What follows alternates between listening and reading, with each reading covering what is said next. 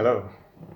So, if you're feeling uncertain in your life, so you can consider yourself to be the part of the human civilization today, which is fighting against this global pandemic caused by a novel virus named COVID 19. So, this is my speech dedicated to my friend Piyush Thakur, who challenged me to give this speech in 3 days on this topic: what's going on around this COVID 19 era, and what are its consequences or silver linings, and what is going to happen post this era. So, this COVID 19 has unfortunately infected 2.3 million and killed 160,000 people already. So, it has spread across 185 nations in this planet. Its fatality rate may not be as high as the earlier viruses which we came across, such as Ebola, Zika, MERS, SARS, but its infectious rate is way higher than all of those. So, what is the negative impact of this virus in the global economy? There is nothing new to know that it has created an economic turmoil in this whole world. So, markets have plunged, businesses have been slammed, and unemployment rate has been directed to a very new level which we have never seen before in many nations. So there is a kind of fear by the experts and also economists that we can fall into a situation where we feel recession or maybe depression. And what is this recession and depression all about? Recession is basically a state of the economy when the GDP declines at a negative rate for two consecutive quarters. And depression is the economic decline sustained over 1 year or more than that. So the last depression we saw was in 1929, which lasted for 10 years. And the last recession due to Spanish flu pandemic we saw in 1918 lasted 7 months. So we can expect a better recovery than that this time if we just leap across this pandemic era. And there is also xenophobia has been spread across the globe. The countries are blaming each other for this cause, or maybe having an inward approach and safeguarding their interest. For example, in G7 summit, all the nations have lamented the China's Misinformation Act and its propaganda to spread these conspiracy theories. Even Germany and Netherlands have restrained their hands to provide any coronavirus bailout funds to the most infected countries in the Europe, named Spain and Italy. And all the reserve banks in this whole world has declined their interest rates to a whole new level.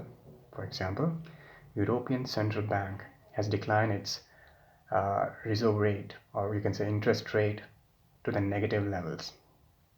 And there is a biggest lockdown we can say in India, which has captured 1.3 billion people, and it is very impactful decision where you have a more number of impoverished people as compared to other developed nations. So there is an interconnected world which got fragmented during this time. But there is a silver lining to this global pandemic as well. For example, in G20 summit, all the global leaders together agreed to inject $8.2 trillion to revive the global economy. And there's still the China shipment going towards most affected countries or most affected nations in Europe and Africa to provide protection equipments and masks, even though there are some rejections down the course in terms of the quality by those nations. And there's one thing, or there is one element of our planet which is benefiting the most during this pandemic, and that is climate. Yes, we have seen the most unprecedented decline in the carbon emissions in the past few decades. Uh, and you can say in the air pollution that there is a decline in 10 to 30% in the manufacturing based countries such as US, China, India, and Italy. And even the Venice city can see the lake as a clear water during these days. So the climate has really got benefited from this pandemic. And there are a few other things we can say the South Korean government's efforts to to protect its people and to take measures such as treating 10,000 people in a day can be seen as an exemplary effort to, to make a model for any nation to try the measures against this pandemic.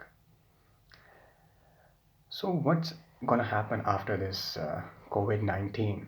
That is the biggest prediction which everyone is making. So one of those is definitely that US China rivalry is going to be intense because US and every other western world is mitigating over reliance on China.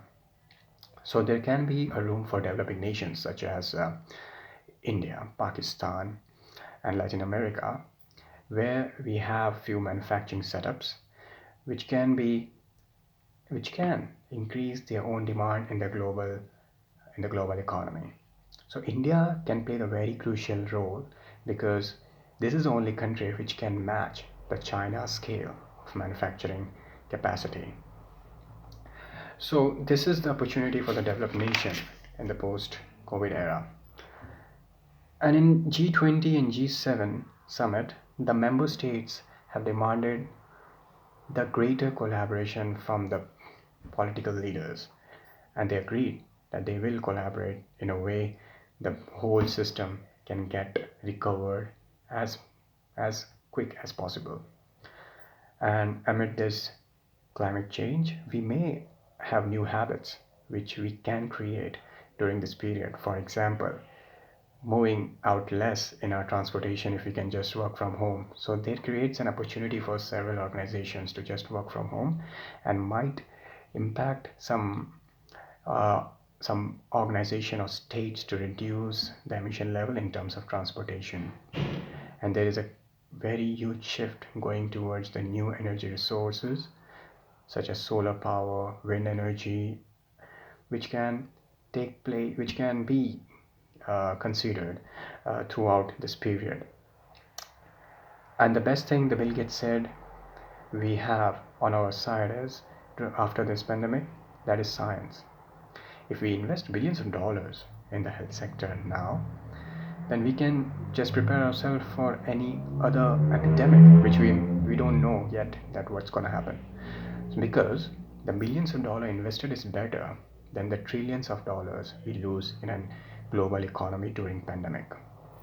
So the conclusion is we never know what's gonna happen because, as Ray Dalio, a global macro investor, said, that there is no algorithm we can feed into the data which can just predict the model. Okay, this is the path, and then you can predict that it's gonna happen, and you can stabilize the economy.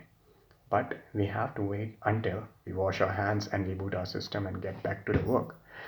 So globalization is must because if we retreat from that, we can endure consequences for the long time because without the because without globalization, no one is in advantage. So that's all from my side, and I'm hoping to prepare my next speech in another 3 days. And if you want, you can suggest me the topic, but I have few friends who have suggested me, so I will look out that those topics and we'll decide like which I have to prepare my speech, and I will keep going. Thank you.